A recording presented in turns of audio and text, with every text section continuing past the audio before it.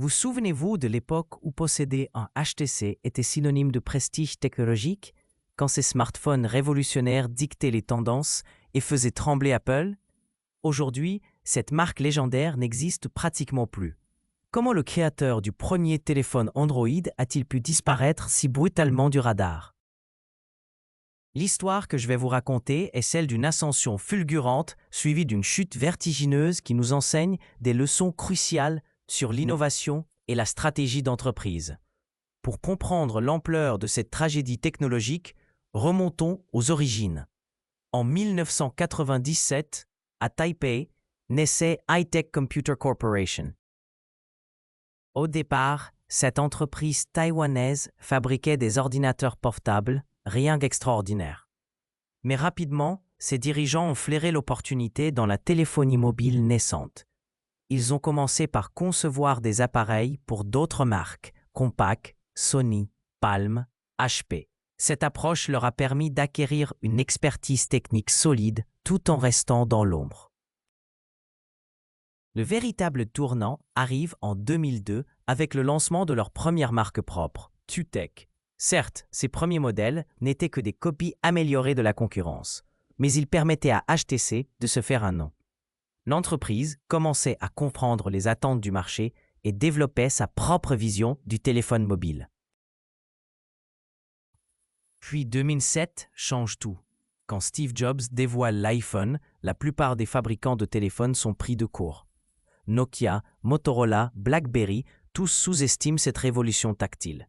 Mais HTC comprend immédiatement que l'avenir appartient aux écrans tactiles et aux interfaces intuitives. Cette clairvoyance va transformer l'entreprise taïwanaise en véritable force disruptive. En 2008, HTC accomplit quelque chose d'extraordinaire que beaucoup ont oublié aujourd'hui. Google cherchait un partenaire pour concrétiser sa vision d'un système d'exploitation mobile révolutionnaire, Android. Qui Google a-t-il choisi? Pas Samsung, pas LG, mais HTC. Cette décision n'était pas le fruit du hasard. HTC avait déjà prouvé sa capacité d'innovation avec le HTC Touch en 2007, un téléphone tactile qui rivalisait directement avec l'iPhone. Le HTC Dream, aussi appelé G1, devient ainsi le tout premier smartphone Android au monde. Imaginez l'importance historique de ce moment. HTC ne se contentait pas de suivre les tendances, elle les créait. Ce téléphone, avec son écran tactile et son clavier coulissant, ouvrait la voie à tout l'écosystème Android que nous connaissons aujourd'hui. Mais HTC ne s'arrête pas là. En 2009, la marque lance le HTC Hero, un bijou de design avec ses bordures arrondies et son interface Android personnalisée.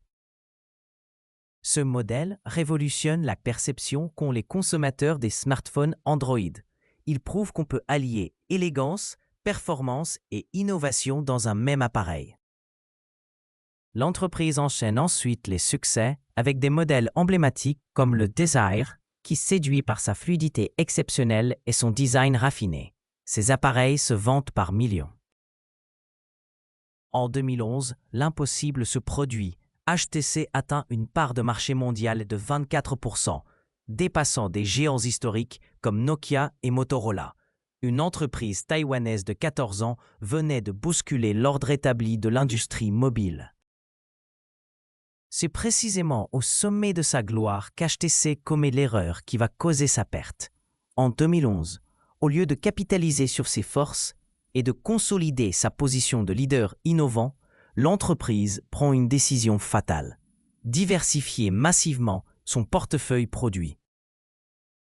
HTC se lance dans une stratégie de multiplication des gammes, créant des smartphones pour tous les budgets et tous les segments. Cette diversification aurait pu fonctionner dans d'autres circonstances, mais HTC fait face simultanément à une tempête juridique d'une ampleur inédite.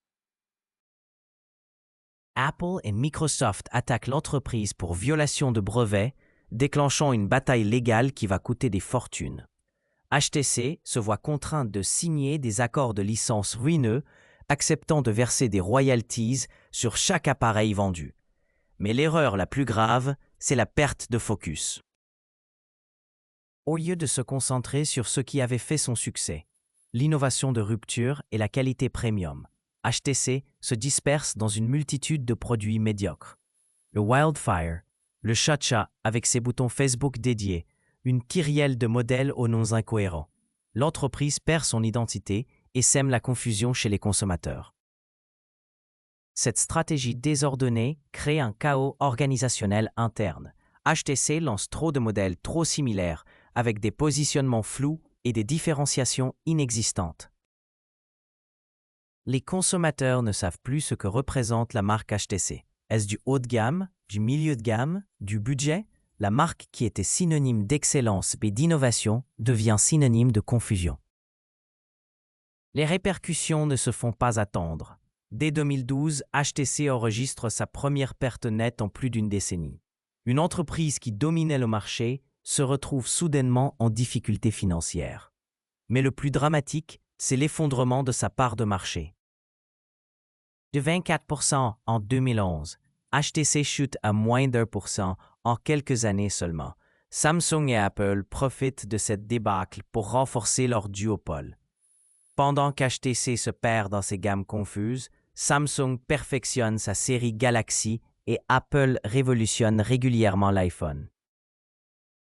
Ces deux géants captent l'attention médiatique, les budgets marketing et la préférence des consommateurs. HTC tente bien un comeback en 2013 avec le HTC One, un smartphone exceptionnel au design aluminium premium, doté d'un son stéréo révolutionnaire et d'un appareil photo innovant. Le succès est au rendez-vous. 5 millions d'unités vendues en quelques mois. Malheureusement, l'entreprise ne parvient pas à capitaliser sur cet élan. Les modèles suivants, comme le One M8, n'arrivent plus à susciter le même enthousiasme. La spirale descendante s'accélère. HTC diversifie à nouveau, cette fois vers la réalité virtuelle, avec le HTC Vive, puis vers les crypto-monnaies avec l'HTC Exodus en 2019. Ces tentatives, bien qu'intéressantes techniquement, ressemblent davantage à des bouées de sauvetage qu'à une stratégie cohérente de reconquête du marché mobile. Aujourd'hui, HTC survit grâce à des partenariats comme celui avec Google pour la fabrication des pixels, mais l'entreprise n'est plus qu'un sous-traitant là où elle était autrefois un innovateur de premier clan. Sa part de marché smartphone est devenue négligeable et la marque a pratiquement disparu des rayons des magasins occidentaux. L'histoire d'HTC nous enseigne plusieurs leçons fondamentales sur la gestion de l'innovation et la stratégie d'entreprise. Premièrement, le succès peut devenir un piège mortel si on perd de vue ce qui nous a menés au sommet. HTC a brillé grâce à l'innovation de rupture et l'excellence technique, mais a abandonné ses principes au profit d'une diversification mal maîtrisée. Deuxièmement, dans l'industrie technologique, la cohérence de marque est cruciale. Les consommateurs doivent pouvoir identifier instantanément ce que représente votre entreprise. Quand HTC a multiplié les gammes sans logique claire, elle a dilué son message et perdu sa crédibilité. Troisièmement, l'innovation doit être constante et soutenue. Un ou deux succès ne suffisent pas à maintenir une position dominante. Samsung et Apple l'ont compris, investissant massivement dans la recherche et développement année après année.